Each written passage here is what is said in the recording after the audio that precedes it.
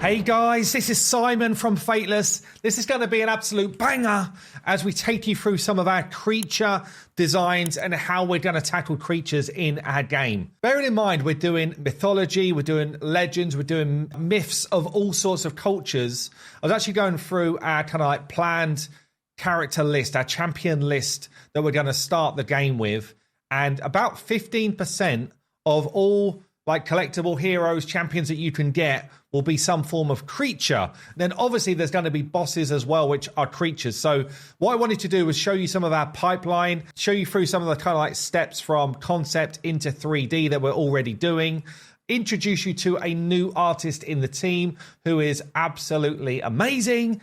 And yeah, basically take you through some of the work we've done so far. Let's get into it then. Let's start with a common hero, which is going to be a jackal. It's so interesting, actually, how we kind of like start from a very basic design.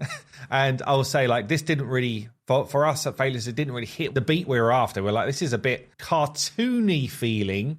And the feedback was like quite initially, like, we want this to feel more elevated, I guess. And then we start to give some kind of like concepts around, you know, if we're going to have a jackal in the game, we want it to feel necromantic and dark. You know, we kind of wanted that style. So, you know, we start to get some different flavors of what a jackal could be. Now, bear in mind, this is a common hero. Again, let's keep that in mind. But still, start to give some different flavors of what that could look like. We then got Dane from our side on board. Was like, yeah, but we want it to feel strong, like a big dog, yeah, tweaked into this kind of like jackal look. And if we're going for armor, you know, did start to give some nods towards the armor. I do love it when Dane does a draw over.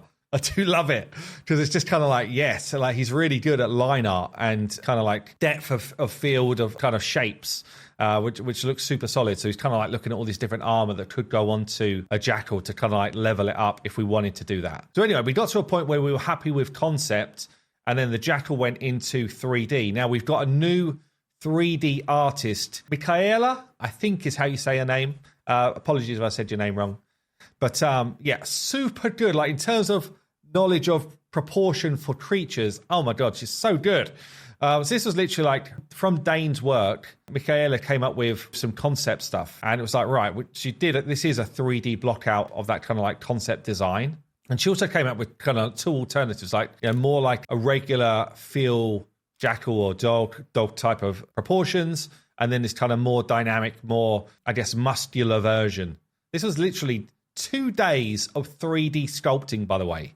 So insane how much work was done in 2 days. She then goes on and starts to kind of add a little bit more detail, add some more, I guess, more bones into the structure to give it the kind of like full view. And we're starting to get to the point where we're really happy with the kind of like base of this, and then they can go and add pieces in as they need to. So that's our jackal in motion, moving on. I guess I've shown you before one of the completed 3D dogs which we had before, which Bert produced. This was Gary. So more wolf-like, obviously, than the kind of like jackal stuff that we just looked at. But again, you can see how it goes from those kind of initial blockouts to insane levels of 3D detail. Like, this work is absolutely brilliant from Bert here. So yeah, you can just kind of like see the type of final view once you start to get all of those different elements in, the kind of fur in, and you know, the coloration, little scars, things like that, which really give the different designs some character. Okay, so let's move away from dogs and wolves, and let's move on to a satire. Anyway, whatever. We got this initial concept from Esther, and Esther was like, well, we've got a few different body types that we could go for, you know, each with their own type of feel to it, but generally on the same type of theme. Yeah, so it was like, what if we wanted a slimmer body type or an initial different body type? What we needed was a creature design or a creature base that could be utilized for multiple different models. So any type of hero that you see in any of these games, lots of them come from the same base. Okay, and then basically they're tweaked. So heads are added, armor's put on, slightly different kind of tweaks to muscular profile, that type of stuff. But ultimately, there'll be a lot from the same base mesh, because what you do is you animate a mesh and it has a certain amount of bones in that mesh. Hopefully I'm saying this right. And then basically you're able to apply similar animations to the same base meshes, which means they then work in your game. So the more base meshes that you have, the more complicated it is to get your game out, basically. So Dane did some work here, again, in this kind of like line drawing to say, well, is it possible that we could have this kind of like a slightly different base, because then it might enable some other creature types to use the same mesh, just adding different pieces on, or kind of like bulking out different areas. Again, I'm a sucker for this because I love this type of 2D drawing. I love it. Seeing the kind of like different images that you can get from those same sort of profiles. It's really cool. It's like such good work. So yeah, so Dane did this, just sort of saying, well, if we go with the kind of mesh, which is kind of like a stronger feel, does it then, become a werewolf? Does it also become this kind of like lizard dude, or kind of like, I guess, minotaur type guy?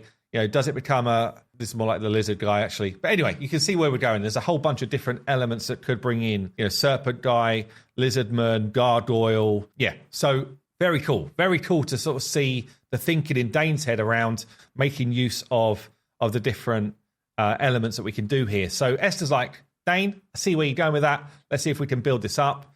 And yeah, she's basically then said, well, let's get a side profile now of what the satire could look like. And you can see, it's actually cool seeing it from a side view sometimes, where you just like, yeah, now I start to see the strength behind the build. And that one's now been kind of pushed through, and that will start 3D work soon. Again, this is a common concept for a satire, obviously. Okay, now let's move on to one which we've been seeing progress. It's not so much a creature, but it's still got creature elements. So this is Horus, who we saw a long time ago. God, this is the original Horus. Wow, so long ago now. The original Horus, which looked pretty cool. We kind of wanted this feel of, is it a dude behind a mask, or is it a creature? That was the kind of vibe we wanted with Horus. So Dane went back and sort of leveled this one up and said, yeah, actually, no, we want more of, talons. We want it to feel like it actually definitely could be a creature under a mask, or it's just a creature. It could just be a creature, basically. So yeah, Esther then kind of like came up with a really cool final concept based on Dane's work. So it's kind of like an amalgamation of the initial work from Alex into Dane into Esther, which I really love. The Horus. It's one of my favorites so far, actually. The Horus kind of like 2D concept. And then you start to see some of the kind of like side profile views, the back view, the weapon, which has been upgraded probably since you last saw it. And we've got all these reference points that come in here for the 3D modelers to make sure that they really get a feel for, how it needs to look. So really cool on the 2D. Now, we've had Andre doing some work on Horus from a 3D point of view. And flipping heck, this guy is absolutely nailing what we were looking for. So at the moment, no color. It's just like blockouts of the armor, blockouts of the wings. Are we getting the right proportions? We've got the talons coming through. And we're giving little bits of feedback all along. It's like, oh, I feel like the beak's a bit too rounded. Feels like he's not looking as fierce as he could. Dane goes in and just like, maybe if we just tweak some of these elements, give some feedback around how we can improve it. And then Andre goes back in again. He's like, right, we're still work in progress, but kind of added some elements to just kind of make him look a bit more fierce, but still some work to be done. So this one's kind of like in progress right now, but super good work from 2D right the way through to 3D. So what we're going to end with is progress on the dragon. And again, I've shown you the kind of like initial 2D stuff in the past here around, oh wow, how do we say this one again? Let's have a go. Where's it written down for me? I think it's Yadre Gosh, something like that. It's a Welsh name anyway. So this was like our original design in 2D, with Dane kind of doing his overdraw, just saying, no, we want it to feel like it's more of a presence, I guess, more muscular, some of the real kind of like tells to the mythology. And, so Esther kind of ramps it up and starts to add some of those elements in. I think we just had another overdraw and a few more examples where Dane was like, look, we've got some different examples here. We're going to upgrade the wings, make sure the wings got their own feel to them as well. And again, Esther takes that feedback on and starts to do the work. Dane gives more reference points. It's like, Esther, take a look at these. This is some of the things we want to kind of add into the element. And then again, S is just kind of like taking those different things on board, making tweaks to our kind of like final pieces. Dane does one more overdraw and just says, look, for 3D, we just want to take into account that we really want the wings to feel super sweet, yeah, in terms of their design. So this is 2D. Now, Michaela, again, has got to work, and we've got this kind of like art attack thing we do on a weekly basis, just showing some of the different work that's been done. I'm not going to show you too much from this deck, but this is day 3 of a block out of the dragon here. So you can kind of see now, again, day 3 is super early for any sort of 3D modeling. What we're really looking at here is proportions. Do we have, and you have to kind of do like a full wingspan. These wings will then be able to be animated and retracted. How does it look in compared to, big characters in the game? Do we think it's the right type of sizing? All that type of thing. So all of these things are happening in 3D. And then we get this same sort of, just those questions are being answered. Have we got the right sort of shapes? Dane will come in here and give feedback to the 3D team as well. Like, I don't really feel like you've nailed this part, or this part looks great, just so that we know if we're on the right track. Because you want to catch it really early. If something feels off in terms of proportions, you've got to get it so early before the guys start to go in and do all the texturing and all that type of stuff. But you can see here with the wings expanded, like super cool look. And you see another version here, wingless. So the wings are their own part, which we kind of add in. And you just start to see some of the kind of like muscle growth, the kind of like pointy nose at the front. Yeah, just again, for day 4 of 3D work, Michaela, who's a creature specialist, is doing some phenomenal stuff.